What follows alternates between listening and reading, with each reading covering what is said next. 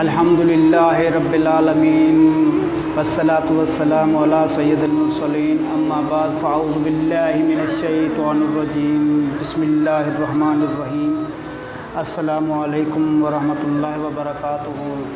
عزیز دوستو، آج میں آپ کو امام ابو حنیفہ رحمۃ اللہ علیہ کے بارے میں بتاؤں گا۔ آپ کا اسم گرامی نعمان، والد کا نام ثابت اور آپ کی کنیت ابو حنیفہ ہے، اور آپ کی کنیت بھی عجیب و قسم کی ہے، جس کے بارے میں اس طرح یوں ہوا کہ ایک مرتبہ کچھ عورتوں نے سوال کیا کہ جب مرد کو 4 نکاح کرنے کی اجازت ہے تو پھر عورت کو کم از کم 2 شوہر رکھنے کی اجازت کیوں نہیں؟ آپ نے کہا اس کا جواب کسی اور وقت دوں گا، اور میں اسی الجھن میں گھر تشریف لے گیا، اور جب آپ کی صاحبزادی نے الجھن کی وجہ دریافت کی تو آپ نے عورتوں کا سوال پیش کر کے فرمایا کہ اس کا جواب دینے سے میں قاصر ہوں، اور میری الجھن کا یہی سبب ہے۔ یہ سن کر صاحبزادی نے عرض کیا کہ اگر آپ اپنے نام کے ساتھ میرے نام کو بھی شہرت دینے کا وعدہ کریں تو میں ان عورتوں کا جواب دے سکتی ہوں۔ اور جب آپ نے وعدہ کر لیا تو صاحبزادی نے عرض کیا کہ ان عورتوں کو میرے پاس بھجوا دیجیے۔ چنانچہ جب عورتیں آ گئیں تو صاحبزادی نے ایک پیالی ہر عورت کے ہاتھ میں دے کر اپنی اپنی پیالی میں تم سب تھوڑا تھوڑا سا اپنا دودھ ڈال دو۔ اس کے بعد بڑا پیالہ ان کو دے کر کہا کہ آپ سب پیالوں کا دودھ اس میں ڈال دو۔ جب عورتوں نے یہ عمل کیا تو آپ نے فرمایا کہ اب تم اس میں اپنا اپنا دودھ نکال دو، لیکن عورتوں نے عرض کیا کہ یہ تو ناممکن ہے۔ صاحبزادی نے عرض کیا کہ جب شوہروں کی شرکت میں تمہاری اولاد ہوگی تو تم یہ کیوں کر بتلا سکتی ہو کہ یہ اولاد کس شوہر کی ہے؟ اس جواب سے وہ عورتیں حیران و ششدر رہ گئیں، اور امام صاحب نے اسی دن سے ابو حنیفہ کی کنیت اختیار کر لی، اور اللہ تعالیٰ نے بھی نام سے زیادہ کنیت کو شہرت عطا کی۔ جس وقت مدینہ منورہ میں حضور اکرم صلی اللہ علیہ وآلہ وسلم کے روضہ اقدس پر یہ کہہ کر سلام پیش کیا کہ السلام علیکم یا سید المرسلین، تو جواب ملا وعلیکم السلام یا امام المسلمین۔ بتائیے یہ شرف آپ جیسے خوشبختوں کے سوا کس کو نصیب ہو سکتا ہے؟ امام ابو حنیفہ کا سچا خواب: جب آپ دنیا سے کنارہ کش ہو کر عبادت و ریاضت میں مشغول ہو گئے تو ایک رات خواب میں دیکھا کہ حضور اکرم صلی اللہ علیہ وآلہ وسلم کی ہڈیوں کو مزار اقدس سے نکال کر علیحدہ علیحدہ کر رہا ہوں، اور جب دہشت زدہ ہو کر آپ خواب سے بیدار ہوئے تو امام ابن سیرین سے تعبیر خواب دریافت کی۔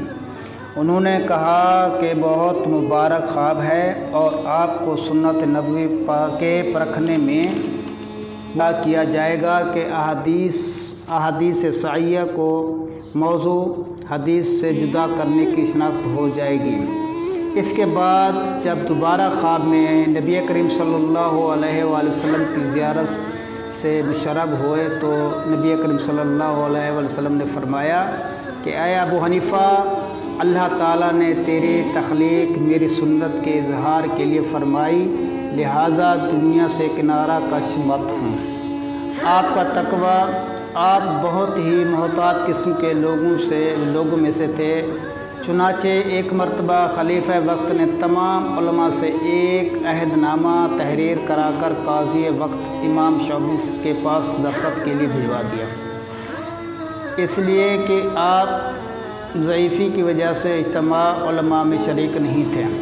چنانچہ آپ نے اپنی مہریں ثبت کر کے دستخط فرما دیے، لیکن جب یہ عہد نامہ حضرت امام ابو حنیفہ کی خدمت میں پہنچا تو فرمایا کہ امیر المومنین بذات خود یہاں موجود نہیں ہیں، لہٰذا یا تو وہ اپنی زبان سے حکم دیں یا میں خود وہاں چلوں، جب ہی دستخط کر سکتا ہوں۔ حضرت جب خلیفہ کے پاس یہ پیغام پہنچا تو اس نے امام شعبی کے دریافت کروایا کہ کیا گواہی کے لیے دیدار بھی شرط ہے؟ انہوں نے فرمایا کہ یقیناً دیدار شرط ہے۔ خلیفہ نے پوچھا کہ پھر آپ نے بغیر مجھے دیکھے ہوئے دستخط کیسے کر دیے؟ خلیفہ نے کہا کہ قضاء کے عہدے پر فائز ہو کر آپ نے خلاف شرع کام کیا، اس لیے میں چاہتا ہوں کہ اس عہدے پر کسی اور کا تقرر کر دوں۔ چنانچہ خلیفہ کے مشیروں نے امام ابو حنیفہ، حضرت سفیان اور حضرت مشر کے نام قاضی کے عہدے کے لیے پیش کیے، اور جب طلبی پر چاروں حضرات دربار کی طرف چلے تو امام ابو حنیفہ نے فرمایا کہ میں کسی بہانے سے یہ عہدہ قبول نہیں کروں گا، اور سفیان تم فرار ہو جاؤ، اور مشر تم پاگل بن جاؤ۔ اس طرح شریک کو اس کے عہدے کے لیے منتخب کر لیا جائے گا۔ چنانچہ حضرت سفیان رضی اللہ تعالیٰ عنہ تو راستے میں سے فرار ہو گئے، اور جب تینوں داخل دربار ہوئے تو خلیفہ نے امام ابو حنیفہ کو عہدہ قبول کرنے کا حکم دیا، لیکن آپ نے یہ کہہ کر انکار کر دیا کہ میں عربی النسل نہیں ہوں، اس لیے سرداران عرب میرے فتاویٰ کو غیر مستند تصور کریں گے۔ لیکن اس وقت جعفر بھی دربار میں موجود تھے۔ انہوں نے کہا کہ قاضی کے لیے نسب کی ضرورت نہیں بلکہ علم کی ضرورت ہے۔ آپ نے فرمایا کہ یہ صحیح ہے، لیکن میں اپنے اندر اس عہدے کی صلاحیت نہیں پاتا۔ خلیفہ نے کہا آپ جھوٹے ہیں۔ آپ نے فرمایا اگر میں جھوٹا ہوں تو پھر ایک جھوٹے کو یہ عہدہ تجویز نہیں دیتا، اور اگر میرا قول سچا ہے تو جس میں قاضی ہونے کی صلاحیت نہ ہو وہ خلیفہ کا نائب وہ قاضی کیسے ہو سکتا ہے؟ اس کے بعد خلیفہ نے حضرت مشعر کو عہدہ قبول کرنے کو کہا، لیکن وہ پاگل بن گئے تھے۔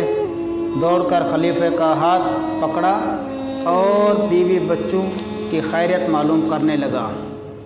چنانچہ خلیفہ نے دیوانہ سمجھ کر ان کو بھی چھوڑ دیا، لیکن جب حضرت شریع سے اصرار کیا تو انہوں نے یہ عہدہ قبول کر لیا، لیکن امام ابو حنیفہ نے تمام عمر کے لیے ان سے ملاقات نہیں کی۔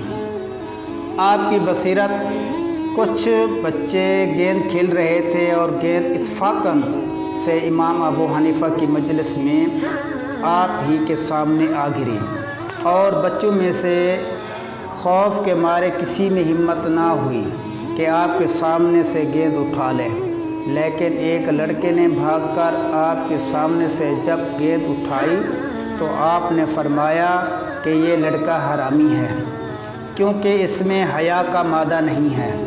اور جب معلومات کی گئی تو پتہ چلا کہ واقعی وہ لڑکا حرامی ہے۔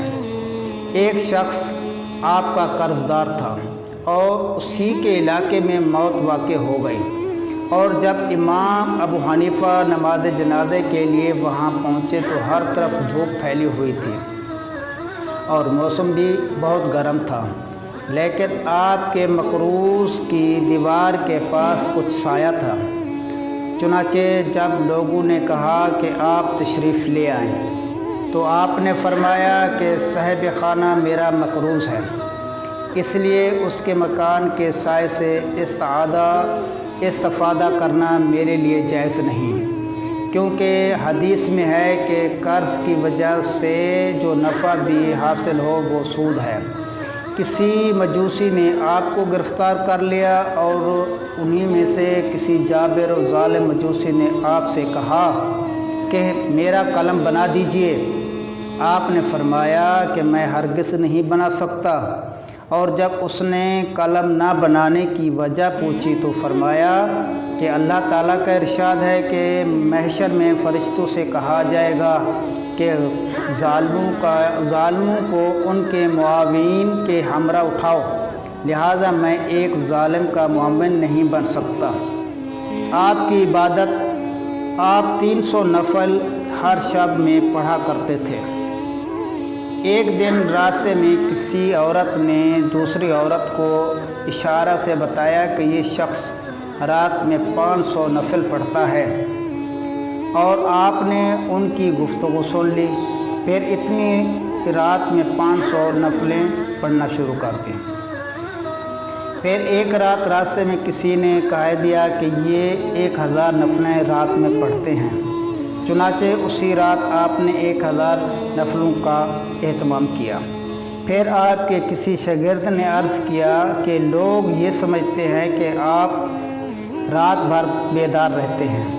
آپ نے فرمایا کہ آج سے یقیناً پوری رات بیدار رہا کروں گا۔ اور جب شاگردوں نے وجہ پوچھی تو فرمایا کہ اللہ تعالیٰ کا ارشاد ہے کہ بعض بندے اپنی اس تعریف کو پسند کرتے ہیں کہ جو ان میں نہیں ہے، اور میں ایسے گروہ میں شامل نہیں ہونا چاہتا۔ اور اس دن سے آپ نے مکمل سال تک عشاء کے وضو سے صبح کی نماز پڑھی، اور طویل سجدوں کی وجہ سے آپ کے گھٹنوں میں اونٹ کے گھٹنوں جیسے کھڈے پڑ گئے۔ حضرت داؤد طائی کہتے ہیں کہ میں نے 20 سال تک کبھی آپ کو تنہا یا مجمع میں ننگے سر اور ٹانگیں پھیلائے نہیں دیکھا، اور جب میں نے عرض کیا کہ تنہائی میں کبھی تو ٹانگیں سیدھی کر لیا کریں تو فرمایا کہ مجمع میں تو بندوں کا احترام کروں اور تنہائی میں خدا کا احترام ختم کر دوں، یہ میرے لیے ممکن نہیں۔ اور آخر میں آپ دوستوں سے گزارش ہے کہ آپ ہمارے چینل کو سبسکرائب کریں اور اس ویڈیو کو اپنے دوستوں میں زیادہ سے زیادہ شیئر کریں اور لائک کریں، تاکہ آپ تک ہر نئی آنے والی ویڈیو پہنچ سکے۔